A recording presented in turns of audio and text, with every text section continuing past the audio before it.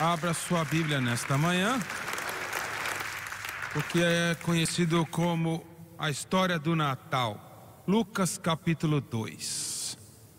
O Evangelho de Lucas capítulo 2, começando no versículo número 1. E aconteceu naqueles dias que saiu um decreto da parte de César Augusto, para que todo mundo se alistasse. Esse primeiro alistamento foi feito sendo Quirino presidente da Síria. E todos iam alistar-se, cada um à sua própria cidade. E subiu também José da Galileia, da cidade de Nazaré, a Judeia, a cidade de Davi, chamada Belém, porque era da casa e família de Davi, a fim de alistar-se com Maria, sua esposa, que estava grávida. E aconteceu que, estando eles ali, se cumpriram os dias em que ela havia de dar à luz. E deu à luz ao seu filho primogênito, e envolveu-o em panos e deitou-o numa manjedoura, porque não havia lugar para eles na estalagem. Ora, havia naquela mesma comarca pastores que estavam no campo e guardavam, durante as vigílias da noite, o seu rebanho. E eis que o anjo do Senhor veio sobre eles, e a glória do Senhor os cercou de resplendor, e tiveram grande temor. E o anjo lhes disse: não temais, pois eis, aqui vos trago novas de grande alegria, que será para todo o povo. Pois na cidade de Davi vos nasceu hoje o Salvador, que é Cristo o Senhor. E isto vos será por sinal: achareis o menino envolto em panos e deitado numa manjedoura. E no mesmo instante apareceu com o anjo uma multidão dos exércitos celestiais, louvando a Deus e dizendo: glória a Deus nas alturas, paz na terra, boa vontade para com os homens. E eu quero ministrar por alguns minutos. Eu não vou nem poder falar de todos os 14 versículos, mas eu quero falar, alguns pontos importantes. E eu intitulei esta mensagem nesta manhã: existe algo acontecendo em Betlehem, em Belém. Existe algo acontecendo lá em Belém, e ainda está acontecendo hoje. O resultado do que aconteceu em Belém ainda está tocando almas e vidas hoje abaixo de sua cabeça. Te agradecemos pela glória do Senhor que nós sentimos neste lugar. Te agradecemos pelo Espírito Santo que está em nosso meio. E oramos que essas palavras sejam palavras de encorajamento e esperança e conforto para todos, salvos e não salvos. E te damos todo louvor e glória, e todos digam amém e amém. O meu pai já falou um momento atrás, a minha mãe já falou e eu já falei anteriormente. Nós realmente desejamos para cada um de vocês aqui no santuário, e cada um de vocês que estão assistindo pela televisão, pela internet ou ouvindo pela rádio, que fazem parte da SBN, queremos te desejar um Feliz Natal. Queremos que este Natal seja o melhor Natal que você já experimentou como família. Mas a realidade é, se você é um filho de Deus, todo dia é Natal. Se você é um filho de Deus, todo dia é Natal. E o meu pai também mencionou que enquanto existem muitos que estão celebrando e experimentando grande alegria neste tempo do ano, também existem muitos que não estão. Existem muitos que isto aqui é o seu primeiro Natal, sem um marido ou uma esposa, que foram levados, um filho ou uma filha que faleceram. Olha, este é um Natal que eles estão celebrando, que eles estão sozinhos, olha, por milhares de razões.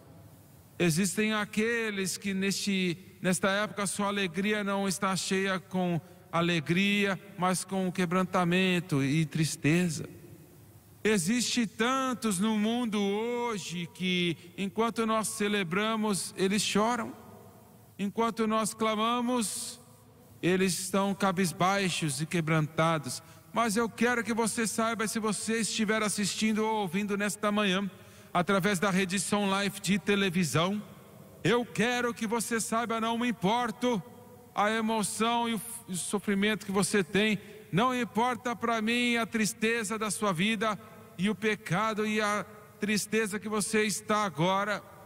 Se você me der a sua atenção e se você ouvir a palavra do homem do que eu estou falando, se você aceitá-lo pela fé, e este coração quebrantado pode ser restaurado, que aquele problema emocional pode ser consertado, aquela vida que foi perdida, que você está chorando e lamentando, pode ser suplantado pelo Rei dos Reis e Senhor dos Senhores. Se você abrir o seu coração e a sua mente, nunca terá que haver um outro dia triste na sua vida, nunca deverá ter um dia em que você está chorando quando você não sabe o que você vai fazer, porque Jesus Cristo é a resposta para todos os problemas do coração do homem. Aleluia!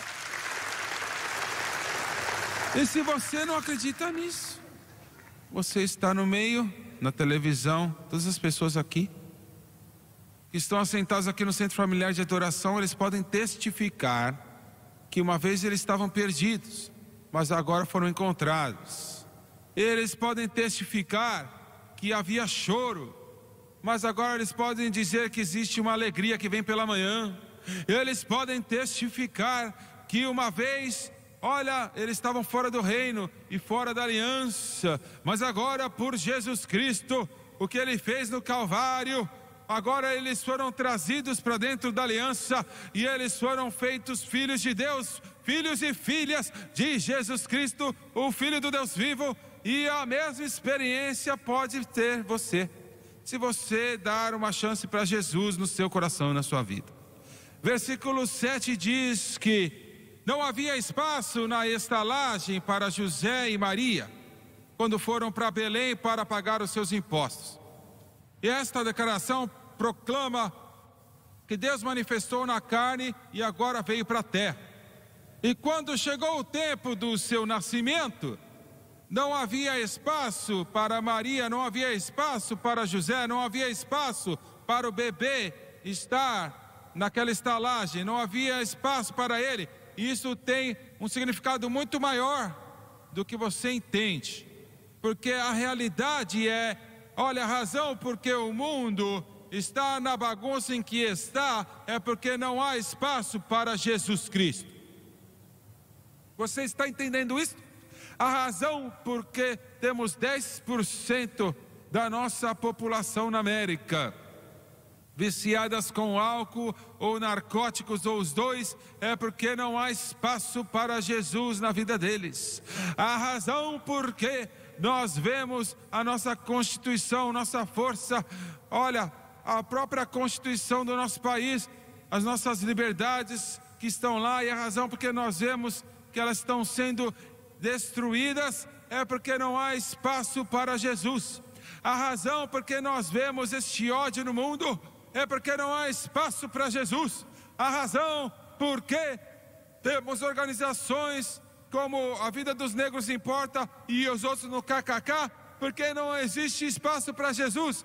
Se houvesse espaço para Jesus, você saberia que existe uma vida do negro, do branco, do amarelo, do verde, do vermelho, todos importam.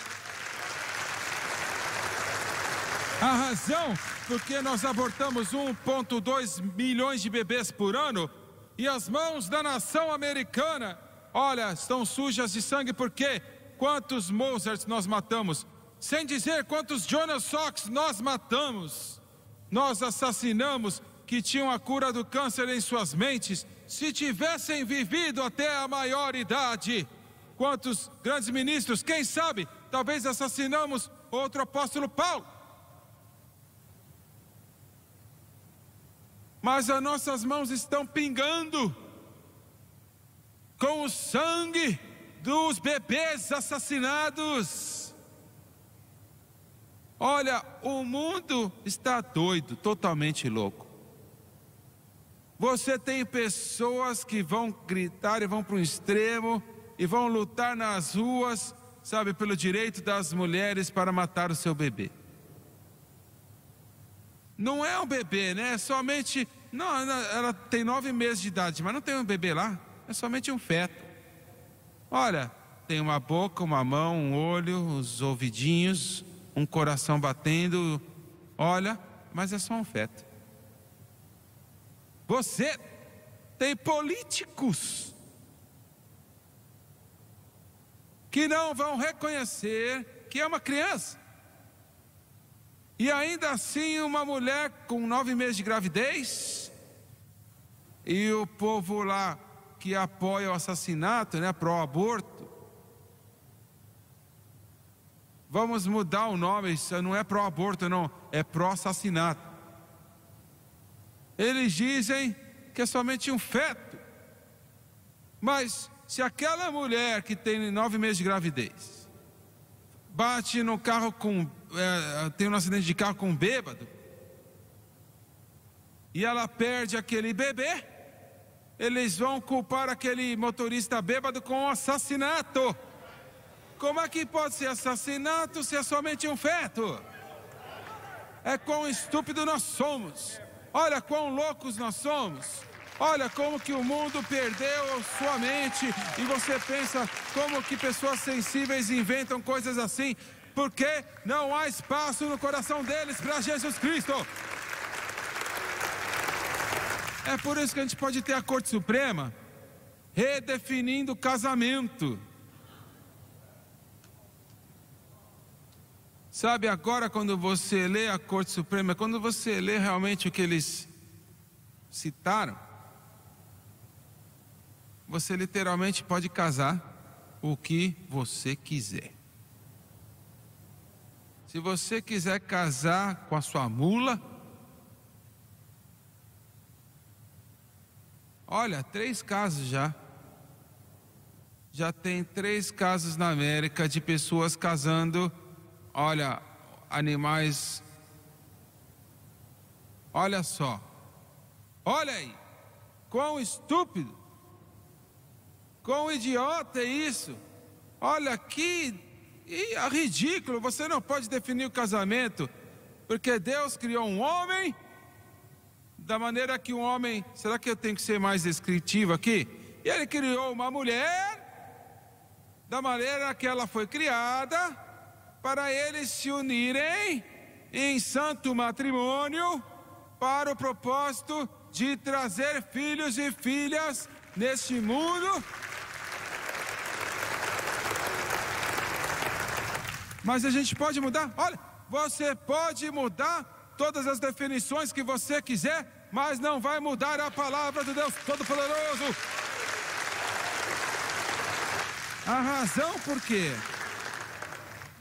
Nós não temos um Congresso que não vale nada, que aprovou 1,1 trilhão de dólares que nós não temos, e neste orçamento, olha, eles colocaram tantos tratados secretos, todo mundo está recebendo dinheiro, a não ser os cidadãos americanos, eles não receberam nada.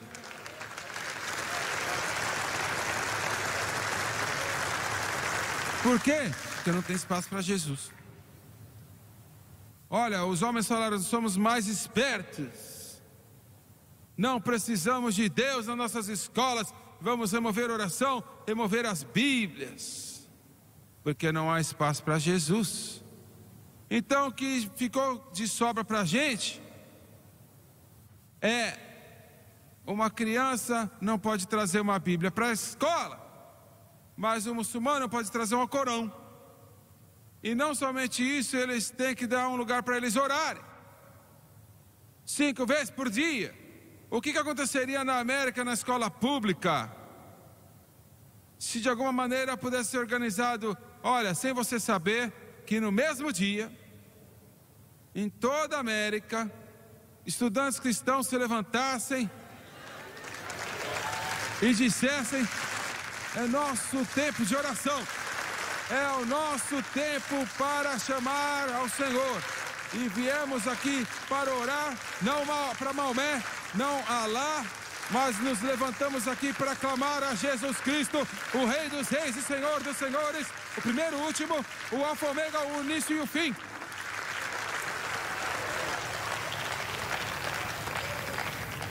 Temos um sistema escolar aqui que estavam ensinando os estudantes a escrever. Sabe o que eles estavam ensinando? Alá é Deus. Isso aí é traição. Esse professor tinha que ser mandado embora. Você não está aqui nesta manhã. Eu digo que esta professora tinha que ser demitida. E olha, eu vou falar algo mais. Graças a Deus que meus filhos estão fora da escola, viu? E graças a Deus que temos uma academia cristã aqui. Porque se eu tivesse uma criança naquela classe que estava ensinando o Alcorão a ler que Deus é Alá, eles iam ter que ter a polícia do estado, da cidade, olha, o exército, a marinha aeronáutica, todos lá, os boinas verdes, todos tinham que estar lá, porque ninguém vai ensinar os meus filhos que Alá é Deus. Não, no meu corpo morto. Não, tem que passar por cima de mim. Tem que passar por cima de mim. Não há espaço.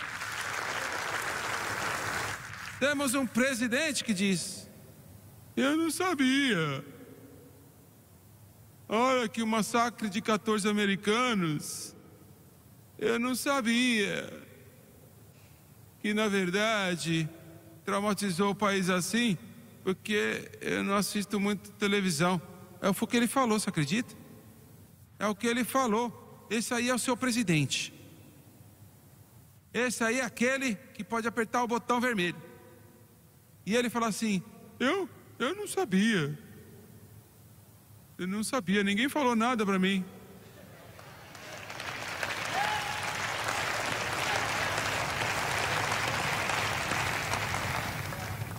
Você pode ter você pode ter seu diploma de Harvard, de Yale, você pode ter Princeton, Brown, MIT, você pode ter 14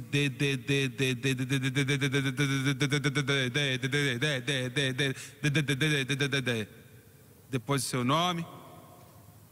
E se não há espaço para Jesus Cristo, você é um tolo. A vida começa no momento que o pecador faz espaço na sua vida para Jesus Cristo. Eu sinto isso agora. Olha na história. Quando eu vou para o céu, eu vou encontrar. Eu vou pegar todo mundo e falar: sai, que eu quero ouvir. John Newton, que é o responsável pela morte de milhares de escravos, que era responsável por fazer a sua vida, debaixo da escravidão. Mas eu quero saber o que você sentiu naquele dia, quando você se encontrou com Jesus Cristo, e Jesus Cristo veio na vida deste tratante de escravos. Olha que graça maravilhosa, que som suave, que salvou um pecador como eu. Eu estava perdido, mas agora eu fui encontrado. Eu estava cego, mas agora eu vejo. Eu quero saber como você se sentiu. E sabe de uma coisa? Ele vai falar assim: eu senti a mesma coisa que você sentiu quando você convidou Jesus Cristo no seu coração. Todo o pecado foi embora. O peso e a culpa e a prisão que eu carregava foi embora, porque eu abri o meu coração e abri espaço lá na estalagem para Jesus Cristo. E ele nasceu numa estrebaria. Israel estava procurando um rei para nascer no palácio, no meio de toda aquela riqueza e privilégio e tudo mais. Mas eles não entendiam que antes deles terem um rei, eles tinham que ter um Salvador. Ele nasceu numa estrebaria, um lugar onde animais viviam, um lugar sujo e cheio de esterco e cheiro ruim de animais. Deixa eu falar uma coisa aqui de vocês que talvez vocês nunca souberam. Quando eu estava no seminário, eu trabalhei por 1 ano num leilão de vacas.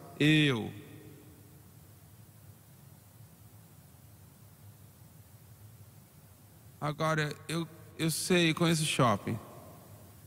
Eu não sei muito sobre leilão, mas eu trabalhei num leilão de vacas, de gado.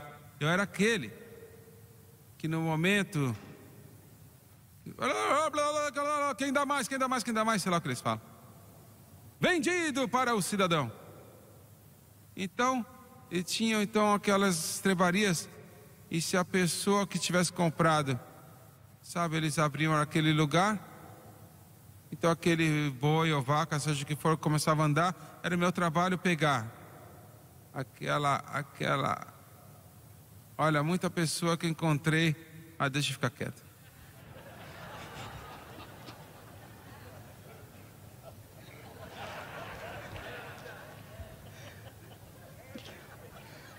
E era o meu papel, sabe, marcar. E olha, eu marcava aquela vaga, aquele boi, e às vezes eles ficavam bravos e gritando, chutando.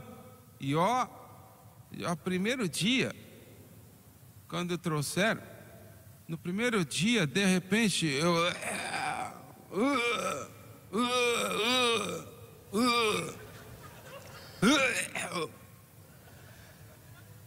falei, será que alguém reconhece esse cheiro? Esse cheiro é ruim demais. 2 dias depois, eu trouxe um lenço, sabe? Um lenço cheio de perfume. Olha, eu tô falando a verdade. Eu parecia um assaltante, sabe? Deixa eu falar pra você. Olha, eu peguei um boi uma vez para marcar, ele olhou, virou para mim e olhou. E olha, eu me afastei, de verdade. Eu falei, alguém me dá um café duplo, porque... Mas, olha que estranho. Cada vez que eu voltava, fiquei mais acostumado com o cheiro. Até que realmente não podia sentir o cheiro mais. O problema com a América é que a gente está tão acostumado com o fedor da podridão e do pecado. Estamos tão acostumados com o fedor, sabe, desses tratados de Washington, que a gente não se engasga, não enoja mais. E aonde Jesus, esse aí é o lugar que Jesus estava. Agora escute. Deus se humilhou e veio a esta terra, e ele pegou a igualdade da humanidade. Olha, foi um processo muito humilhante. Ele se removeu de toda a sua realeza e a expressão da sua deidade. Ele nunca perdeu a possessão, mas ele se arrancou da deidade, a expressão de deidade, a realeza, a santidade, a justiça, como Deus que Ele é. E Ele concordou vir aqui nesta terra e nascer de uma virgem, no meio daquela sujeira e aquele fedor. E isto foi um passo de humilhação ainda maior, nos dizendo hoje, temos que nos humilhar e vir para Deus. Temos que reconhecer que as nossas boas obras, olha, elas fedem ao cheiro, às narinas de Deus. Temos que reconhecer que as nossas boas obras, alguns de vocês vão ficar bravos comigo, mas olha, o homem deve se humilhar e admitir que a sua vida não é melhor do que o cheiro fedido de uma estrebaria.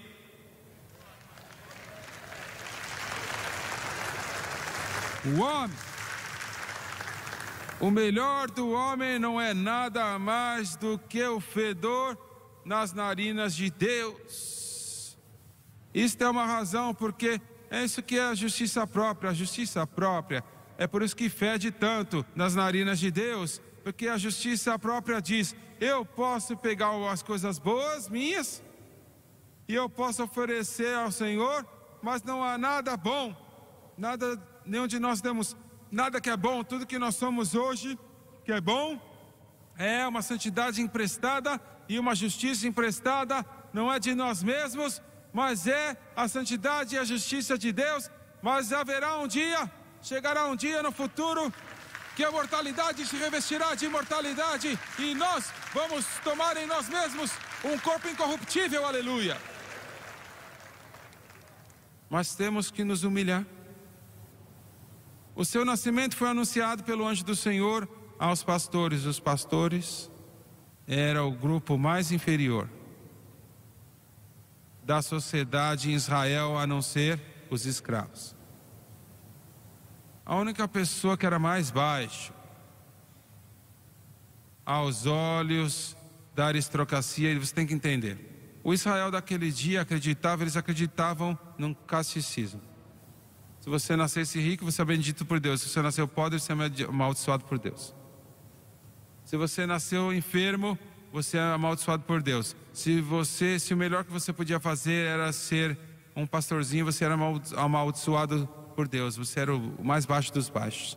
Mas foi para os pastores, lá no campo, que Deus revelou Cristo a eles. Isso nos diz que não há distinção de classes aos olhos de Cristo. Você está entendendo?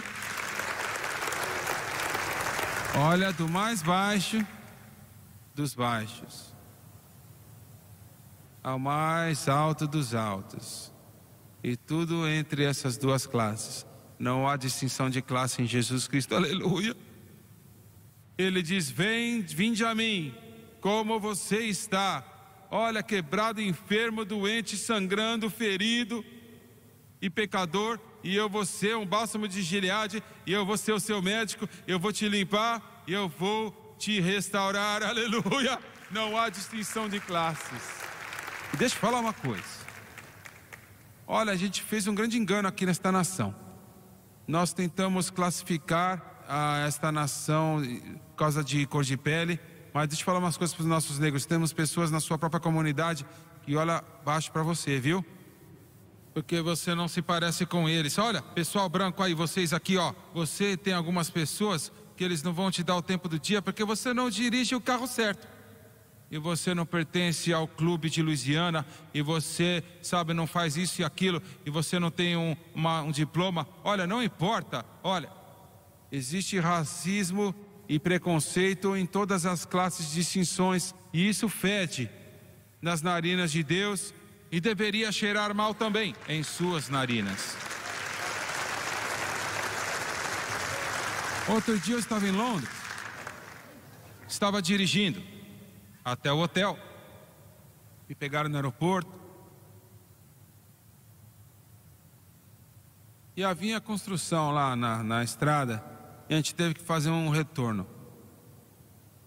E eu estava sentado lá e não estava prestando atenção, e de repente eu virei e havia esse edifício cor de areia muito grande. Eu pensei que era um prédio judaico, então eu olhei e eu vi o sinal: Tabernáculo Metropolitano, uma das maiores igrejas. C.H. Spurgeon pregou lá, pastoreou por mais de 50 anos, durante o período vitoriano. E eles vinham de muito longe para ouvir ele falar as palavras. E uma coisa que ele ensinou os seus diáconos: não importa quem você é, eles sentam onde a gente fala para eles sentarem. Eles não escolhem, sabe, não pode sentar perto dessa pessoa ou não. E falaram para ele um dia, assim, numa entrevista: o que você faria se a rainha Vitória entrasse aqui no seu culto? Que tipo de tratamento você daria para ela? Ele falou: nenhum. Eu diria para o diácono: traga ela para dentro. Provavelmente eu ia falar no ouvido dela: encontra a pessoa mais pobre nessa igreja e senta ela do lado dele. Então vou me levantar e pregar e dizer para toda a congregação que em Cristo Ele não reconhece título ou posição. Todos nós somos iguais aos olhos de Deus. Fala assim: não temas. Os pastores: a maioria do mundo vive em temor, medo da manhã, medo de guerra, medo da fome, e a lista continua. Mas o maior temor são essas fobias doidas que estão destruindo a vida das pessoas. Medo de sair para fora, medo de cumprimentar a mão de alguém, porque eles podem pegar germes, medo, sabe, de jogar qualquer coisa fora. Então eles guardam tudo que está na casa deles, e na mente deles, olha, tem uma bagunça, uma sujeira, essas fobias. Você tem cristãos que, sabe, recebemos e-mails que o diabo vai fazer isso comigo, eu estou com medo, o diabo vai fazer isso. Acorda! Se o diabo pudesse fazer o que ele pudesse fazer, ele já tinha feito muito tempo atrás. Mas você ainda está aqui respirando, você está aqui ainda chutando o diabo. Ele é mentiroso, maior aquele que está em nós do que aquele que está no mundo. Deixa eu falar uma coisa, você está preso com fobia hoje. Eu vim aqui para te dizer, a palavra do Senhor é: não tem mais, não tem mais, não tem mais, não tem mais, não tem mais. Você é um filho de Deus. Existe uma cerca ao seu redor. Olha só, você tem os anjos celestiais te cuidando, guardando você, anjos nos céus que olham cada passo. Deus Pai olha para você, o Espírito Santo mora dentro de você, Jesus Cristo vai diante de você, e bondade e misericórdia vai te seguir todos os dias da sua vida. Aleluia! Mesmo que eu ande pelo vale da sombra da morte, não temerei mal algum, porque a tua vara e o teu cajado me consolam. Aleluia! Nenhuma arma forjada contra o Filho de Deus prosperará. O que Satanás tentou fazer para o mal, Deus trouxe para o bem. Quando o inimigo vem como uma enchente, eu levantarei um estandarte contra ele. Aquele que está assustado é o diabo.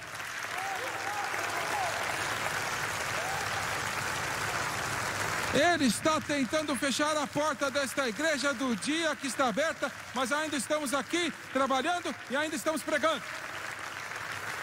Não temas. Eu te trago boas novas, de grande alegria. Grandes novas. Eu falo, eu trago novas de boa alegria, não. Eu vos trago novas de grande alegria. E nesta declaração resume a salvação. Alegria. Alegria. Eu disse alegria. Meus pecados foram perdoados. Alegria. Meu nome está escrito no livro da vida do Cordeiro. Alegria. Eu sou um cordeiro com Jesus Cristo, alegria, aleluia. O Espírito de Deus habita em mim, eu tenho alegria, aleluia. Comece a agir como você é alegre. E será para todo o povo. Isso quer dizer que Jesus veio para morrer por todos, não somente. Não há uma classe no Evangelho, mas não há discriminação também. Ele morreu para todos. Não existe um evangelho ocidental, mas ele morreu pela África, ele morreu pela Ásia, ele morreu pelas ilhas do mar, ele morreu pela Norte América, América do Sul, ele morreu para a Europa, ele morreu lá no Amazonas, para aqueles índios que nunca viram um homem branco, ainda vivendo lá nas suas maldições demoníacas, de adorando deuses pagãos. Mas quando Jesus nasceu naquela manjedoura, ele nasceu para se tornar o Cordeiro de Deus, morto antes da fundação do mundo, para o pior de todos os pecadores. Grande alegria que será para todos. Cantores e músicos, voltem. Ele falou assim: pois a ti nasceu neste dia. Agora existem duas partes importantes sobre essa declaração. Olha, neste dia. Pedro disse, na completitude dos tempos Jesus nasceu. Isso quer dizer que quando Jesus saiu do ventre de Maria, escute-me, ele não estava um segundo adiantado, nem um segundo atrasado. Nem somente isso, foi neste dia. Isso nos diz que Deus marca algumas datas. Está ouvindo o que eu estou falando? Ele marca alguns dias. Existe uma mulher com um fluxo de sangue que gastou tudo que ela tinha nos médicos, mas ela estava doente ainda e podiam ver que ela não tinha valor algum. Mas neste dia, Jesus passou por ela. Neste dia era o dia dela. Bartimeu, cego, estava sentado lá do lado, mendigo, e ele ouviu uma comoção que Jesus estava passando, e ele falou: Jesus, filho de Davi, tem misericórdia de mim. E o Senhor, indo para a cruz, parou e disse: o que você quer que eu faça por você? Era o dia dele. Era o dia dele.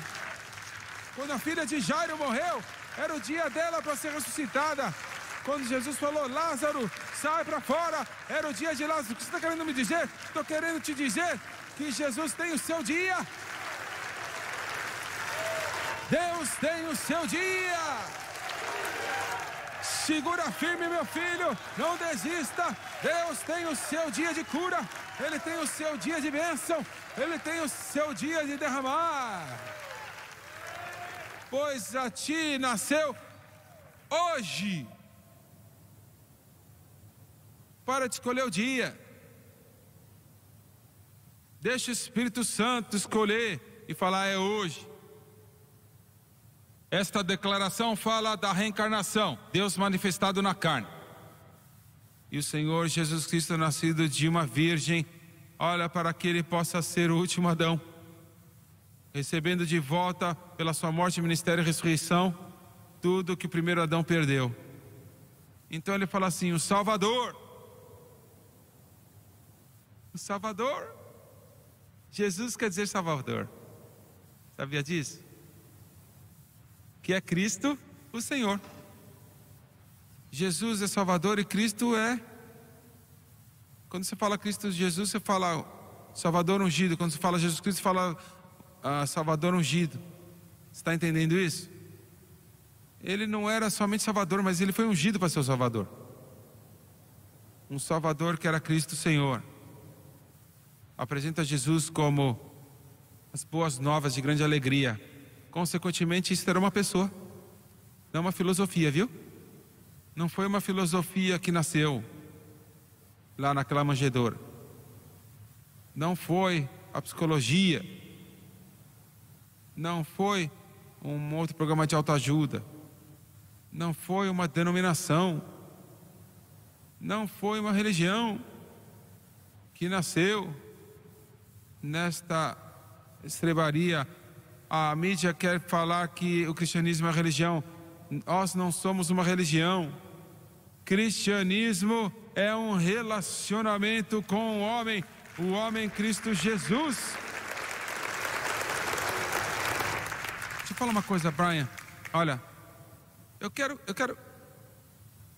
O papai fala que é um vamp, então faz um vampzinho assim no keyboard, assim. Estamos em Lusiana do Sul, então quero um pouquinho de pimenta aí. É isso aí. Me escute. O bebê que nasceu naquele dia não ia se tornar um rei e um salvador, mas o bebê que nasceu na manjedoura nasceu um rei. Ele nasceu um salvador.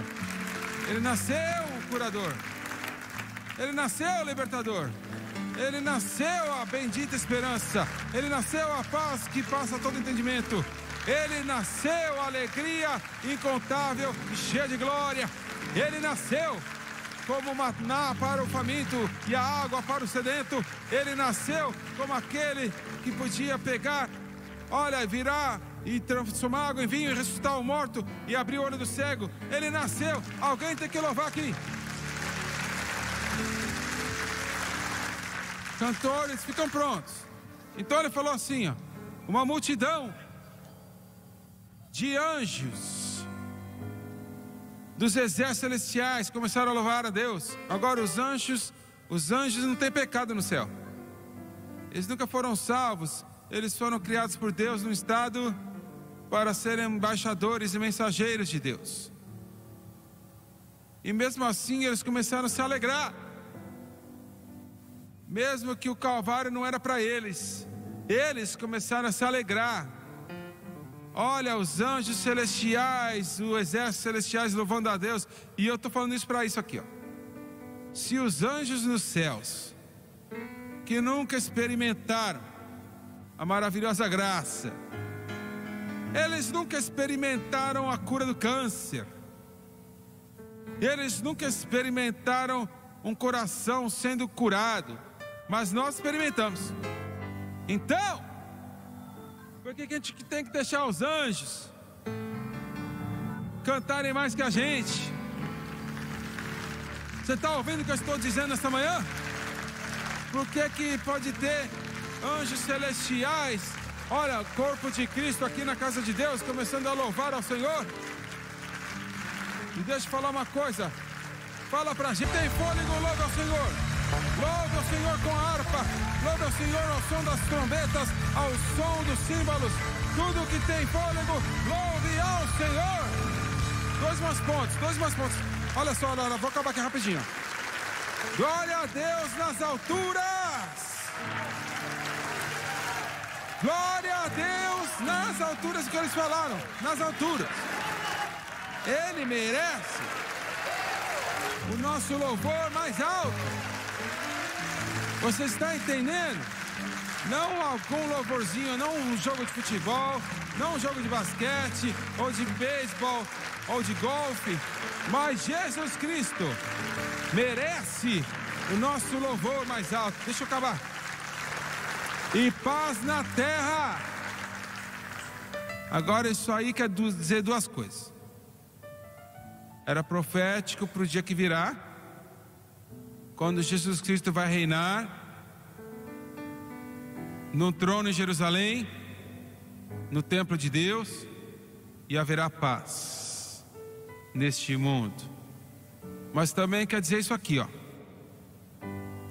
que não importa quão profundo no pecado um pecador pode estar, num piscar de olhos ele pode encontrar a paz no coração dele. Paz. Todo dinheiro no mundo não pode trazer a paz. Todas as coisas e títulos não pode trazer, mas ele pode. E boa vontade para com os homens. A única coisa que Deus tem para o homem é boa vontade. Boa vontade, boa vontade. Prova isso, pregador. Porque Deus amou o mundo de tal maneira que Ele deu seu unigênito Filho, para que todo aquele que nele crê não pereça, mas tenha a vida eterna. Eles fizeram o melhor, né? Os escéticos e ateus, para remover as ações de 2000 anos atrás, como umas contas da carochinha, né? Mas 2 semanas atrás, os arqueólogos, escavando, numa área que uma vez a água tinha coberto aí por causa da mudança da maré, e era um lugar que eles disseram que a história da Bíblia de Jesus expulsando os demônios lá do Gadareno. Os ateus falaram que isso nunca aconteceu, mas os arqueólogos encontraram uma tumba que veio daquela época, e não traduziram tudo ainda, mas os arqueólogos disseram que prova que foi gravado e escrito durante o tempo que Jesus andou nessa terra. Você sabia que existe mais provas para verificar o nascimento de Jesus do que existe para verificar a maioria dos reis e César de Roma? E nesta manhã, com a sua cabeça baixa e seu olho fechado, não vou segurar você porque temos uma celebração que a gente vai ter aqui, mas eu não posso pregar do Natal sem convidar aqueles que precisam se encontrar com Cristo. Cabeça baixa, seu olho fechado. Eu não vou segurar você muito tempo aqui, não vou implorar nada, mas eu vou te perguntar, fazer uma pergunta. Você é salvo? Seu coração está acertado com Deus? Você sabe que seus pecados foram perdoados? E se você não tem certeza, nesta manhã isso vai para você que está assistindo também e ouvindo através da SBN. Se o seu coração não está acertado com o Senhor, levante a sua mão onde você estiver, não vou te envergonhar. Mas eu vou orar por você e te dar as boas-vindas ao reino de Deus. Existe uma mão, o meu jovem, obrigado.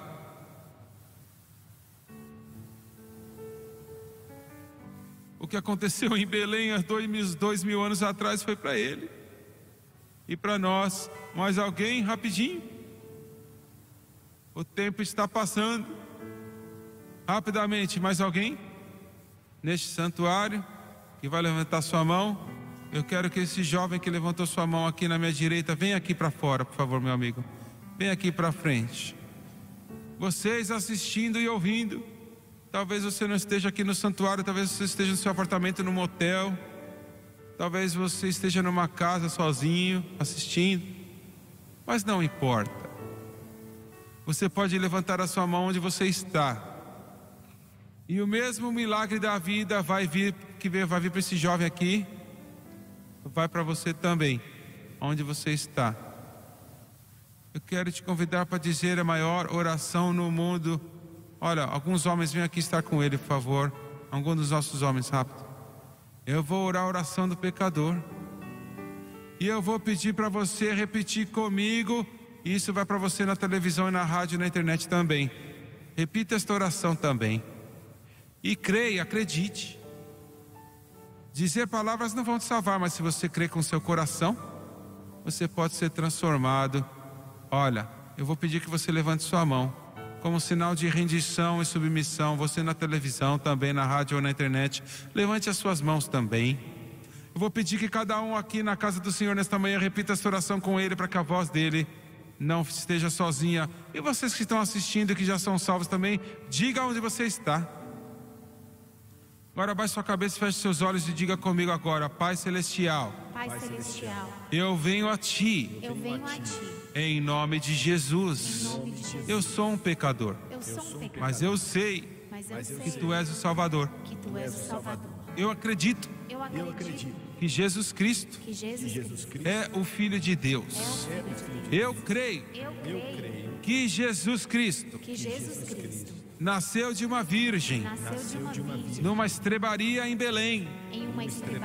Mas ele cresceu para se tornar o Cordeiro de Deus. E ele morreu na cruz do Calvário e derramou o seu sangue precioso pelos meus pecados. E agora eu me arrependo e eu peço a Jesus para se tornar o Senhor da minha vida. E agora eu posso dizer que eu sou salvo, eu nasci de novo, eu sou uma nova criatura em Cristo Jesus. Dê uma salva de palmas ao Senhor. E é isso que a gente vai fazer. Olha, você está pronto, cantores? Agora escute. Eu sei que alguns de vocês vai precisar do arrebatamento, e somente o arrebatamento para te tirar do seu banco. Eu entendo a natureza humana. Não muito, né? Mas existe alguns de vocês que não importa o que está acontecendo, você não vai se mover desse lugar aí do seu banco. Por quê? Eu quero que todo mundo encha essa frente aqui e nós vamos ter uma celebração de Natal, cantando sobre o que aconteceu em Belém. E cantores e músicos, eu não quero somente um pouquinho de pimenta, mas eu quero um pouquinho de jambalaya e guambo. Eu quero uns camarão frito e um pão francês, como a gente faz aqui no sul de Louisiana. E vamos ter um momento de celebração antes do dia de Natal. E vamos cantar sobre aquele bebezinho que nasceu no Belém. Well, there's something going on down in Bethlehem. The baby came to save the world. They say he is the Son of God, the great I am, and he's got the whole town in a whirl. I heard he started building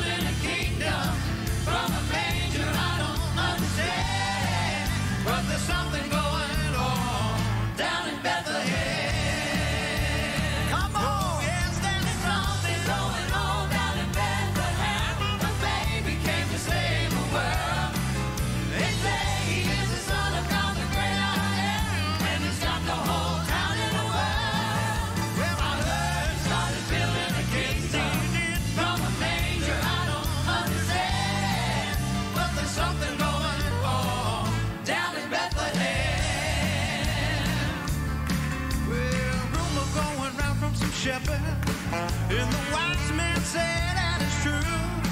Found a virgin conceiving, a plan God is weaving to bring salvation to me and you. Now they tell me that an angel foretold it, that a prophecy was coming to me. All I know is something's going on down in Bethlehem. Come on, sing it this morning. Oh yes, there's something going on down in Bethlehem. Lord, that baby came to save the world. They say he is the Son of God, the great I am, and he's got the whole town in a whirl.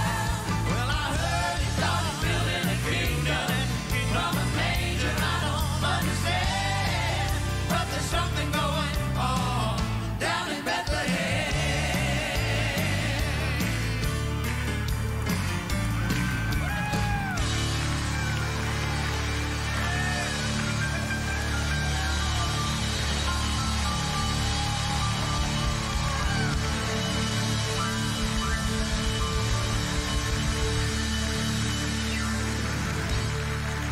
Vamos aplaudir ao Senhor Jesus aqui.